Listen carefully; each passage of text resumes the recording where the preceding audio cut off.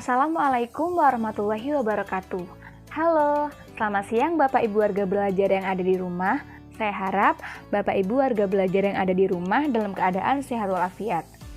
Oke, saya Efirana Fidaryanti. Di sini saya akan bercerita tentang kisah Maryam binti Imron, perempuan teladan yang namanya diabadikan dalam surat Al-Quran.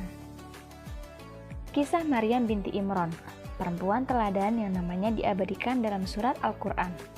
Maryam merupakan perempuan yang namanya disebut sebanyak 34 kali dan satu-satunya yang dijadikan nama salah satu surat dalam Al-Quran. Maryam binti Imron pada masanya banyak sekali menghadapi ujian berupa celaan dan fitnah. Namun, dengan penuh kesabaran, keluhuran budi pekerti, kekuatan iman, dan keikhlasan dalam menghamba kepada Allah Subhanahu wa Ta'ala, Maryam mampu meningkatkan ketakwaannya kepada Allah Subhanahu wa Ta'ala. Maryam merupakan satu-satunya perempuan yang bisa memasuki Al-Quds, Palestina, yakni yang saat itu hanya boleh dimasuki oleh kaum laki-laki. Kelahirannya di tengah budaya patriarki yang kuat menjadikan Maryam dianggap sebagai aib bagi masyarakat sekitar. Pada zaman tersebut, melahirkan seorang putri adalah hal yang memalukan. Kemanusiaan perempuan hanyalah sebatas objek kebutuhan dalam memuaskan nafsu biologis kaum laki-laki.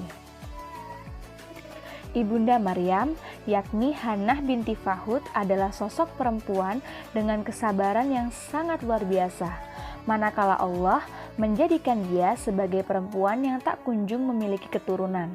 Meski begitu, tak ada keputusasaan pada diri Hannah akan harapan memiliki anak, meskipun sampai usia tua hingga akhirnya Allah menghadirkan Maryam untuk mengisi kesepiannya.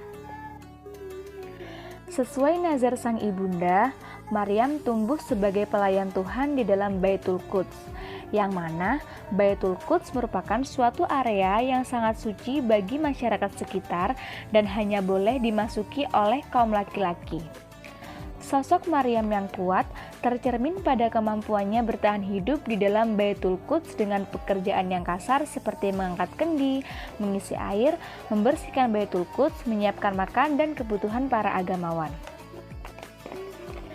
Pada saat usia 6 tahun, Maryam menjadi seorang anak yatim piatu. Meskipun begitu, menjadi yatim piatu di usia 6 tahun menjadikan Maryam memiliki keikhlasan dan ketegaran hati yang begitu mengakar di dalam jiwanya dalam menjalankan setiap hari demi hari kehidupannya dengan beribadah. Pagi harinya dia gunakan untuk berpuasa dan bertasbih pada malam hari sampai datang waktu pagi lagi. Tak pernah Maryam tinggalkan mihrabnya kecuali hanya untuk bekerja dan berhajat ke kamar mandi. Egosentris laki-laki penghuni Baitul Quds memuncak sejak kehadiran Maryam sebagai satu-satunya perempuan yang menjadi pelayan di rumah Tuhan. Tak sedikit perlakuan kasar dan merendahkan yang diterima oleh Maryam selama hidup di dalam Baitul Quds. Ketidakadilan yang dia terima sebatas hanya karena Maryam terlahir sebagai seorang perempuan. Kaum perempuan dilemahkan dan dianggap mustahil mampu mengerjakan pekerjaan mereka dengan alasan lemah secara fisik dan mental sesuai kodratnya.